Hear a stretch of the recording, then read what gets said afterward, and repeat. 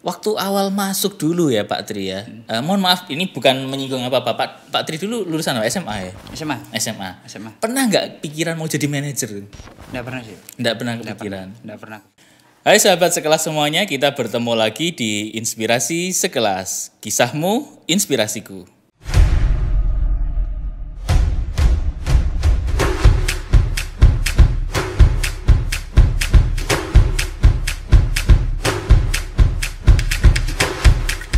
Pagi ini kita menyapa sahabat sekelas semuanya di program Inspirasi Sekelas. Tiada henti kami mengingatkan rekan-rekan semuanya untuk terus mentaati protokol kesehatan. Karena saat ini pandemi COVID-19 masih terus berada di sekitar kita. Jangan lupa untuk selalu memakai masker, menjaga jarak, menghindari kerumunan. Selalu berpikir positif dan menjaga imun tubuh supaya selalu baik. Salah satu menjaga imun tubuh adalah dengan selalu bersemangat dalam menjalani hari-hari. Hari ini kita menyapa sahabat semuanya, tidak lain dan tidak bukan adalah untuk mengajak sahabat semuanya untuk selalu berpikir positif. Kisah inspiratif yang kita sajikan, kami berharap rekan-rekan selalu punya motivasi dalam bekerja, mempunyai motivasi yang menggebu.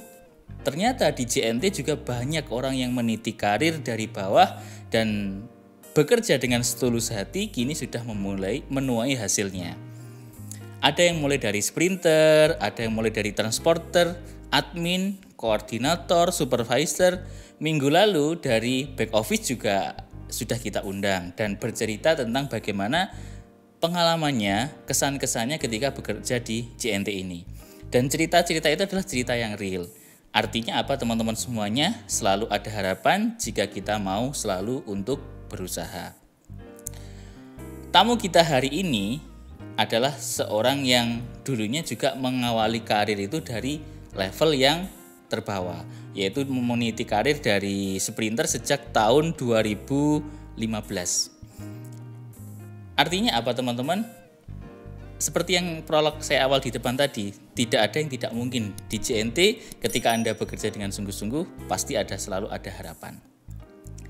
Kita sapa dulu narasumber kita pada pagi hari ini. Selamat pagi Pak Tri. Ya, selamat pagi Pak. Pak Tri Asmo Susandi nama lengkapnya ya. Sehat ya Pak Tri ya? Ya. Keluarga sehat ya? Alhamdulillah. Oke. Saya bacakan dulu biodatanya. Pak Tri Asmo Susandi ini join 18 Desember 2015, menjadi salah satu orang yang termasuk babat alas juga ya sahabat sekelas semuanya.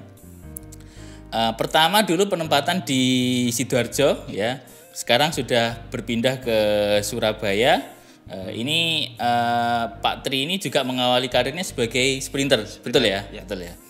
Dan sekarang ini berarti kalau dihitung-hitung sudah 5 tahun bekerja di JNT. Wah, tepuk tangan ya, ini nanti dikasih efek ya, tepuk tangan ya. Luar biasa. Oke, Pak Tri, luar biasa 5 tahun, betah ya Pak Tri di JNT ya? Yes, alhamdulillah betah sih. Oke. Pak Tri ini juga terbaru baru saja dipromosikan menjadi RM pada bulan Oktober yang lalu ya Pak ya. Iya. Oke, kita akan mulai tanya-tanya, diskusi bentar ya Pak Tri ya di tengah kesibukan. Saya mau tanya-tanya dulu nih untuk ya kisah ini semoga bisa menginspirasi para sahabat sekelas semuanya gitu Pak Tri ya. Nah, Pak Tri ini sebelum kerja di JNT sebelumnya itu kerja di mana Pak Tri? Kalau Saya boleh tahu. dulu sih kerja di perusahaan yang bergerak di bidang karpet sih. Gitu ya. Iya, kayak karet itu karpet sapi, karpet mobil, rubber sheet, rubber talang gitu sih. Saya sebagai admin gudang. Peralatan aja sih. Berapa tahun Pak di sana Pak? Kurang lebih 2 tahun.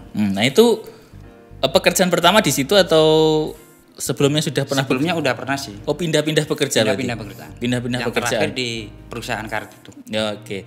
Kalau sebelum-sebelumnya itu pindah-pindah kerjaan itu karena apa? Dan kenapa kok terakhir ini juga resign itu kenapa itu? Yang terakhir resign ini karena faktor apa Pak ya? Mungkin jenjang karirnya sih yang mungkin yang mentok itu. Oh gitu ya. Iya. Pokoknya masuk admin. dari tiap bulan, tiap tahun itu kan kita pasti kontrak, nggak ada yang tetap. Jadi saya lihat tuh kedepannya, progres kedepannya buat jenjang karir sih nggak ada sih. Oh gitu ya. Ya. Ini dekat rumah dulu ya? Ya kurang lebih 1 jam lah perjalanan. Oh jauh juga ya. Jauh juga. Jauh juga ya. Oke. Jadi awal sebelum di sini berarti pindah-pindah pekerjaan gitu ya. Kenal JNT waktu itu dari mana? Dari temen sih.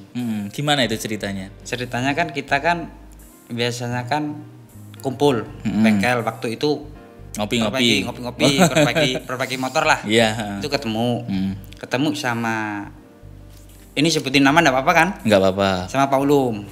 Pak Ulum. Iya. Pak Ulum yang sekarang udah di operasional. Ketemu sama Pak Ulum, tanya-tanya, coba aja melamar di JNT. Lah itu saya coba melamar di JNT. Ya alhamdulillah ada lowongan itu, yang ada itu cuma sprinter. Kebetulan dulu sprinter Sidoarjo. Jadi saya taruh lamaran di situ, saya langsung diinterview sama SPV-nya. Dulu namanya Pak Evan kalau nggak salah, Pak Evan. Dan di training di Jemur Sari itu duduk RM itu sekitar 5 hari, 1 minggu lah paling enggak. Itu baru diterima jadi sprinter di Sidoarjo. Nah, pertanyaan saya tadi kan Pak Tri bilang kalau resign dari pekerjaan sebelumnya itu karena merasa di sana stuck. Tapi kan ketika Anda resign itu Anda join di JNT itu waktu itu masih belum terkenal ya? Belum banget. Belum banget. Orang aja belum tahu JNT itu apa, bergerak di bidang kenapa apa. kok malah yakin pindah ke JNT? Padahal kalau secara logikanya pekerjaan yang dulu mungkin lebih sudah ada terbentuk lah gitu ya. Kenapa dulu gitu? Kalau di misal saya sih, pikiran saya kalau perusahaan baru pasti itu jenjang karirnya akan panjang. Banyak peluang. Yeah. Nah, itu di pikiran saya, tapi saya lihat itu ini kan ekspedisi.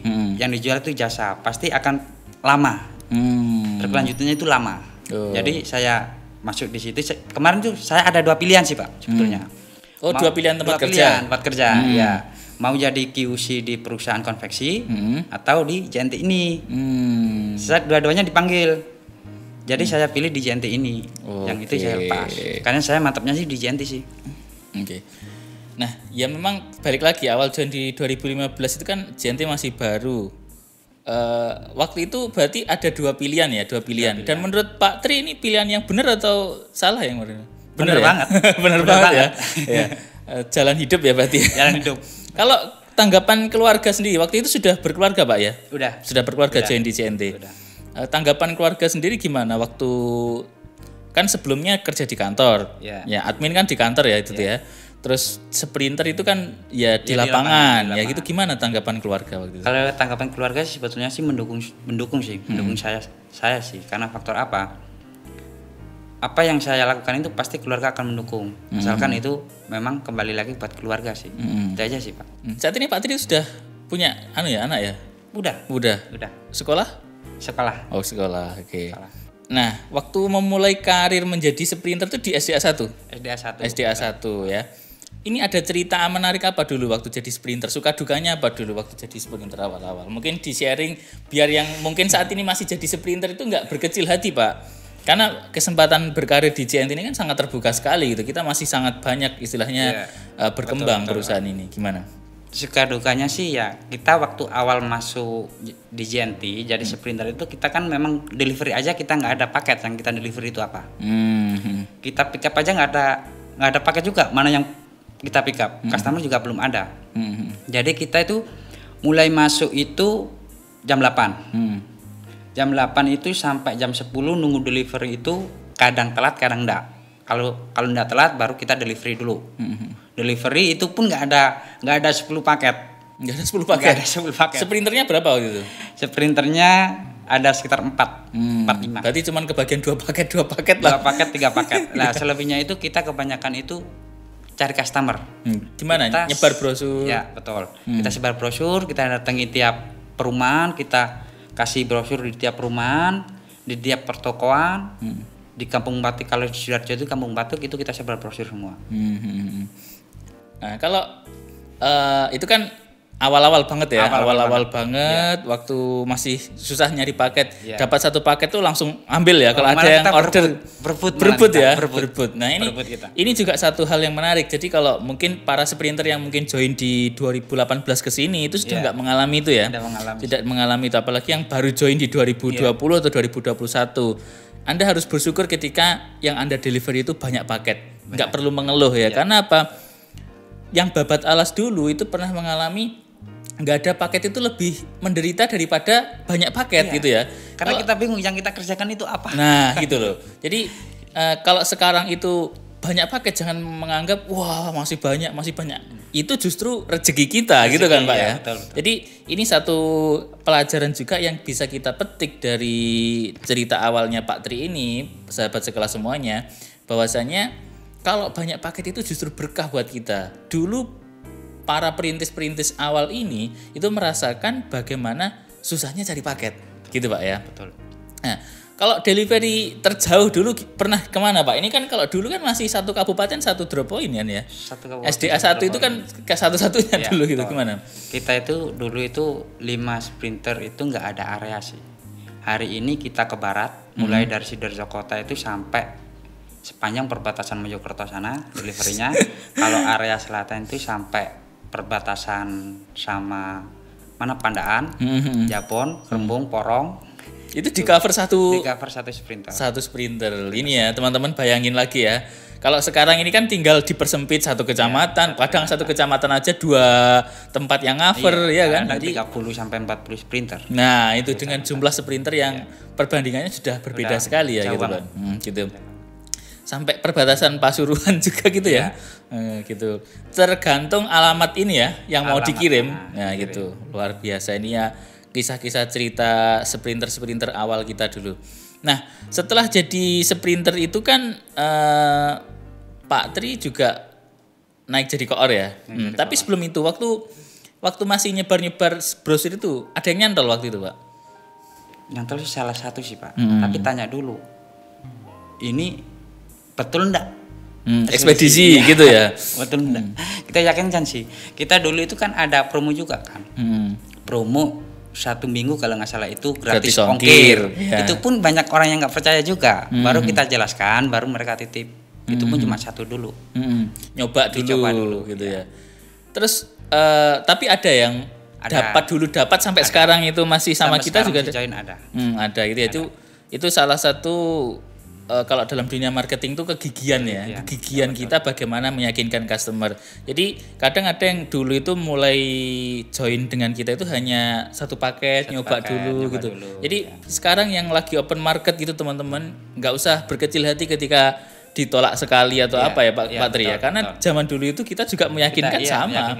Jadi kita jangan lupakan apa yang sudah kita lakukan dulu sampai sekarang harus terus diteruskan gitu kan Pak ya. Nah, waktu jadi koor itu berapa lama sprinter itu berapa lama berarti? Sprinter mulai Desember 2015, koor Agustus kalau nggak salah. 2016-nya. 2016-nya. Itu gimana? Kalau waktu jadi koor itu sudah di kantor kan berarti kan dulu? Di kantor. Di kantor juga ya bantu-bantulah. Ambil paket yang memang belum di cover sama sprinter. Kalau jadi koor dulu itu kita paket udah mulai naik. Mulai banyak, soalnya 2016 itu udah ya ada yang kenal lah. Mungkin customer juga mulai banyak yang mendatangkan. Tapi kita deliverynya juga masih tetap, tapi udah nambah, karyawan juga udah nambah sih. Ya karena seiring waktu paket kita udah mulai meningkat, itu baru saya jadi koor. Itu kemarin gitu. Jadi koor itu berapa? Jadi koor prosesnya mungkin sekitar 3 bulan saya, kurang lebih 3 bulan lah. Nah, ingat sih saya. Tapi balik lagi, waktu awal-awal jadi sprinter koor itu pulangnya selalu on time atau molor-molor juga atau gimana? Ya pasti molor, nggak mungkin nggak. Pasti molor Pak. Pernah sampai jam berapa paling malam? Paling malam kalau sprinter apa koor ini? Kalau waktu sprinter berapa? Kalau waktu sprinter itu paling malam kita mungkin jam 8 jam 9 lah. Soalnya dulu kan memang paketnya kecil. Masih dikit. Jam 8 jam 9 lah. Kalau jadi koor itu jam 10 jam 11 itu baru pulang. Kita berangkatnya pagi. Tanggapan keluarga gimana? Tanggapan keluarga mungkin awal-awal itu kan berangkatnya pagi kan? Pagi. Kalau koor kan pagi, Pak ya. Buka DP. Itu tanggapan keluarga sih ya. Istri misalnya terutama istri awal-awal sih memang komplain. Komplainnya masa berangkat pagi pulangnya malam. Anak baru belum bangun pulangnya juga udah tidur kan gitu ya. Itu sih. Itu waktu itu anak usia berapa? Anak usia sekitar 2 tahun mungkin. Oh, berarti tahunan lah. sempat nggak kenal bapaknya ya? Ya mungkin dipanggil om lebih kenal Iya sih. tetangga kayaknya. Iya kayaknya iya. Tapi ya namanya pekerjaan kan kita mau nggak mau kita harus ada tanggung jawab kan gitu Pak. Gimana caranya biar operasional itu berjalan sih. Gitu. Oke. Setelah itu jadi SPV. Jadi SPV Ini berarti karirnya memang naik terus ya? naik terus. Luar biasa. Ya bukan naik terus sih ya, rezeki lah. Rezeki ya. Mungkin Nah, karena itu juga. saat jadi SPV dulu kan sering banget ini ya. SDA 1 ya dulu itu. Saya jadi SPV Oh, buka di- cabang baru Pak. Oh, di cabang SDA baru. 06. Tapi kan pernah balik lagi ke SDA 1 ya? Ya SDA 06 dulu. SDA Kita 6. buka cabang di SDA 06. Berapa lama waktu itu? Di SDA 06 itu sekitar nggak nyampe 2 bulan kok. Udah bulan Nyampe balik 2 lagi ke bulan, SDA 1. balik lagi SDA 01. SDA 01. Nah di SDA 01 ini saya masih ingat banget dulu itu sering banget ini drop point jadi best drop point. Ya. Ya kan. Nah mungkin bisa dibagi nih tips-tipsnya apa sih kok bisa waktu itu loh. Waktu itu kan masih ya apa ya istilahnya paket ya sebenarnya sudah banyak ya sudah banyak. Terus gimana waktu itu untuk menggerakkan tim gitu waktu itu? Dulu Ki, sebetulnya kan SDA 01 mungkin enggak ya. Saya punya pikiran kayak gitu sih Pak sebetulnya. Mungkin enggak, masa DP lain bisa saya enggak bisa. Saya cari dulu kelemahan kita itu apa, kesalahan kita itu apa yang perlu kita perbaiki gitu. Saya lihat dari load paket misalkan incoming kita banyak. Dari outgoing kita lumayan. Apa kesalahan kita? Oh ini penerima tidak bisa menerima paket lah. Ini yang kita perbaiki dari kesalahan-kesalahan itu. Pelayanannya ya. Pelayanannya kita perbaiki. Nah cara memperbaikinya kemarin gimana? Memperbaiki kita tekankan ke sprinter. Caranya kita delivery itu kayak gimana, SOP kita itu kayak gimana. Dari mulai delivery itu kita harus ada komunikasi sama customer. Kita harus chat customer dulu. Berarti itu memang hal-hal seperti itu Hal-hal seperti itu benar-benar perlu. diperhatiin ya. Karena itu juga kita bisa buka pasar kan Pak. Kita ada komunikasi sama customer juga. Oh, save nomor kita jadinya. Oh, iya. kalau misalnya mau kirim paket, oh kemarin ada kurir yang chat saya, misalnya gitu kan ya. Terus Nah, dari situ kita mulai pertama awal itu dapat bus DP nomor 3. Nomor 3 ini yang perlu kita tambah itu apa? Oh, berarti load paket kita, outgoing kita lah. Oh, kurang kita buka outgoingnya. pasar. Ya, itu di situ kita buka pasar. Kita buka pasar, mulai kita tawarin, mulai delivery. Tiap delivery kita tawarin, kita udah bagus, udah mulai bagus lah. Itu mulai kita langsung nomor 1. nah, itu kan secara umum cara kita ke Cara kita sana ke customer, ke customer. Nah, kalau menjaga kekeluargaan timnya itu gimana dulu? Menjaga Ini kan kekeluargaan- orangnya udah banyak waktu Iya, itu kan 20 puluhan ya. Lumayan sih. Sebenarnya saya mungkin sekitar 11 12. Soalnya Gimana karena waktu itu? delivery sama pick up juga. Itu deket semua sama sprinter. Dekat sih. Hmm. Dekat sih. Tiap kali ada masalah pasti akan saya kumpulkan bersama sih. Kita cari solusinya. Permasalahannya itu datangnya dari mana, solusinya kayak gimana. Rata-rata kita kalau misalkan kalau ada permasalahan sekecil apapun kita pasti harus ada komunikasi. Intinya sih komunikasi, Pak. Kita sih sama sprinter komunikasi sih. Oke, kita juga ada gambar nih Pak Tri ya. Ya. Nanti dari gambar ini apa yang diingat, memori apa yang diingat. Ini kan salah satu momen juga waktu dulu Pak Tri masih di Sidoarjo 1. Karena namanya Pak Tri ini nggak bisa dilepaskan dari Sidoarjo dulu gitu kan ya. Gitu. Oke. Nah, ini waktu apa ini dulu? Ini waktu menjadi best drop point nomor 1 sih Pak. Oke. 1 Jawa Timur. Kayaknya dulu ini SDA 1 sudah kayak kos-kosan aja ya, semua lengkap peralatannya gara-gara dapat BSDP, dapat hadiah TV, dapat hadiah apa lagi? Lemari waktu itu ya. Lemari. Iya itu ya. Terus kayak air cooler. Terus gergaji Dari kayu. ini kan justru membuat karyawan makin nyaman di drop point gitu ya. Ya, sebenarnya saya milih BSDP nomor 1 itu disuruh pilih kan. Kita rundingan sama tim apa yang kita pilih TV. Karena faktor apa? Nanti bisa kita taruh di ruang servis. Di waktu customer datang nunggu, customer itu nggak akan boring bisa lihat TV kan gitu. Oh, pertimbangannya kayak gitu ya. Pertimbangannya ke customer pertama, bukan ke di tim sendiri untuk lihat hiburan apa. Buat kenyamanan customer sih. Oh, gitu ya. Masih ada sampai sekarang ya? Ada, masih ada. Masih ada. Wah, peninggalan sejarah berarti. Ini 2018. 2018. Oke. Nah, selanjutnya ini Pak Tri ini kan setelah itu juga pernah jadi asisten RM, ya kan? Hingga saat ini dipromosikan lagi jadi RM. Nah, cuman bedanya ke Surabaya gitu kan ya, meninggalkan Sidoarjo. Waktu awal masuk dulu ya Pak Tri ya. Mohon maaf ini bukan menyinggung apa-apa. Pak Tri dulu lulusan apa? SMA ya? SMA.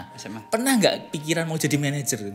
Nggak pernah sih. Nggak pernah kepikiran. Nggak pernah. Ini bukan berarti apa-apa teman-teman ya. Artinya apa? Di JNT ya seperti episode pertama dulu Pak Oni kan juga lulusan SMA. Artinya apa?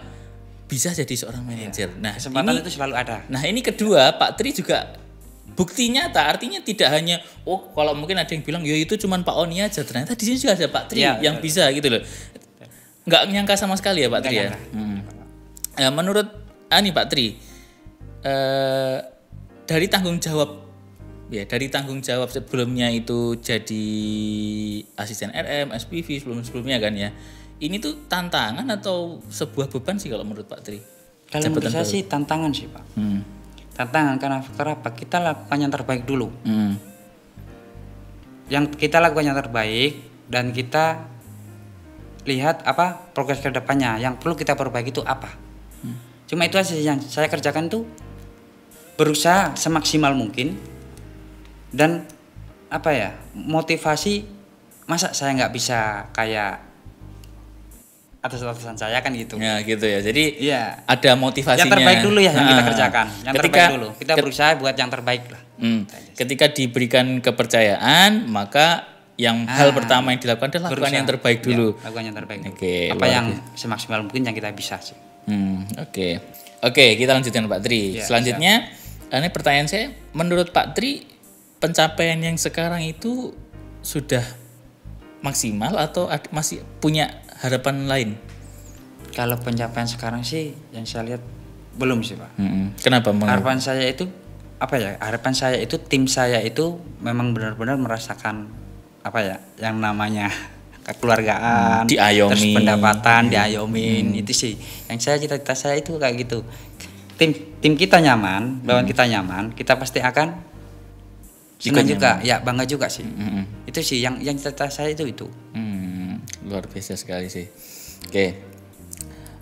Selanjutnya Pak Tri, kalau ini kan Pak Tri sudah dari 2015.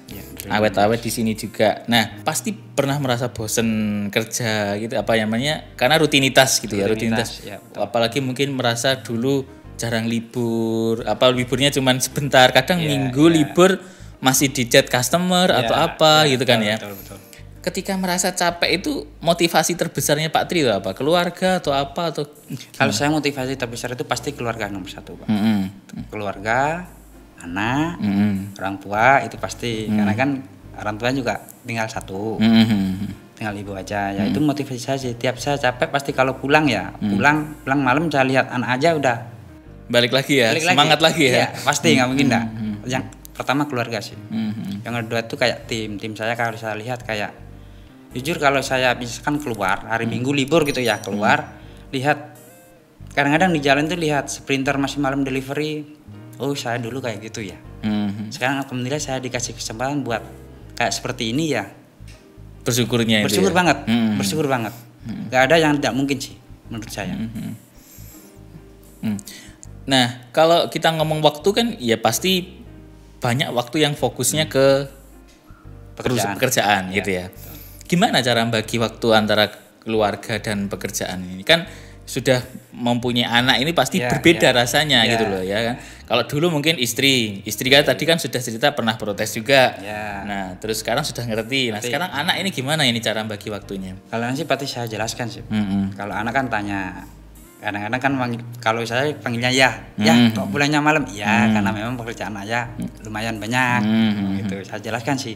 Karena sama keluarga juga tahu lah anak-anak. Kalau bagi waktunya itu biasanya kalau pulang itu pasti kadang-kadang saya bawakan sesuatu. Oh gitu ya. Oh cara aja sih. Nah, cewek atau cowok? Cewek cowok. Cewek cowok. Cewek cowok. Okay. Mungkin kalau waktu off gitu, key time ya waktunya bareng. Hari Minggu itu kadang bareng. Kadang-kadang ya tiap hari sih bareng.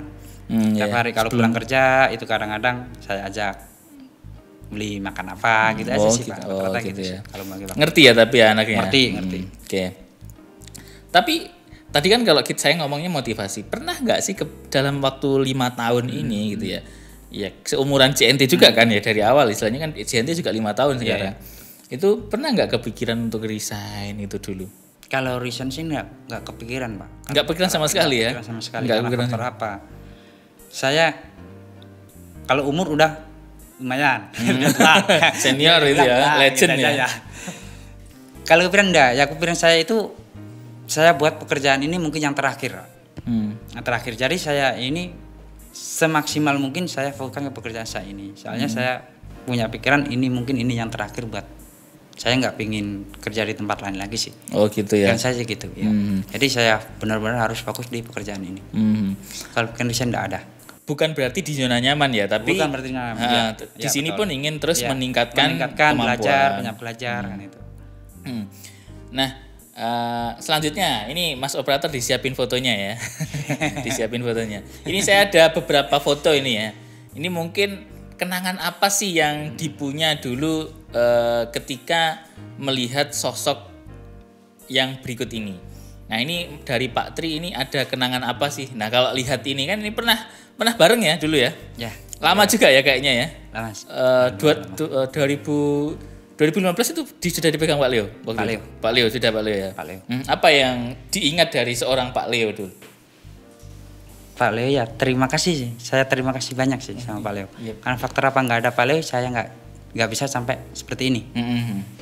Ya kepercayaannya Pak Leo ke saya terima kasih banget lah. Mungkin motivator lah pandangannya Pak Leo. Apa mungkin kata-kata Pak Leo yang masih membekas? Yang masih membekas nggak mungkin nggak ada yang apa? Nggak mungkin nggak bisa. Kamu pasti bisa. Pernah gitu ya? Pernah. Dijalankan dulu pasti kamu akan bisa.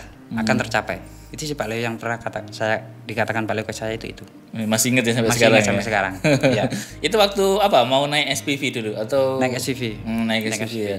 Oh waktu itu berarti. Soalnya saya dulu cari rukonya sama Pak Leo juga. Berdua boncengan pakai motor. Dari rukonya di SD06 itu. Oke, luar biasa ya. Jadi masih keinget sampai ya. Jadi motivator juga berarti ya. Kalau yang satu ini ERM yang sekarang, ya kan? ERM sekarang yang membawa dari Sidoarjo ke Surabaya juga intinya gitu. Apa yang diingat? Ya, kalau Pak Joko ya terima kasih banget sih sama Pak Joko juga, Pak. Ini yang membimbing saya, yang kasih apa ya? Motivasi, ilmu, sama apa ya? Kedisiplinan dari Pak Joko semua sih, Pak. Oh, saya belajar dari Pak Joko. Banyak banget belajar dari Pak Joko. Motivasi Pak Joko juga ke saya, dari pembelajaran caranya mengatur tim kayak gimana itu semua saya dapatkan dari Pak Joko juga sih. Keduanya memiliki kelebihan masing-masing ya. Betul. Oke. Yang intinya dua orang ini juga sangat berjasa di karirnya Pak Tri gitu ya. Luar biasa. Ilmunya sih. Nah, oke. Terima kasih ilmunya. Oke.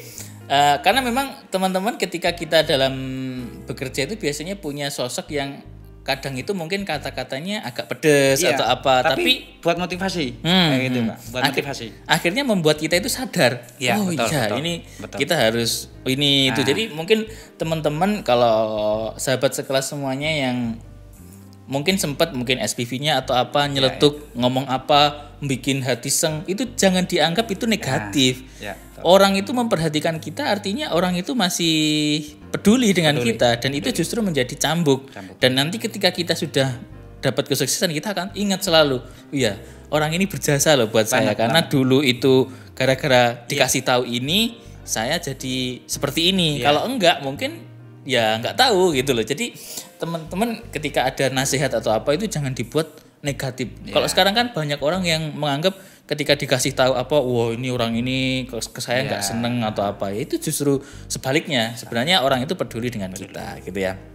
Nah ini Pak Tri kita kayaknya sudah berada di penghujung podcast nih.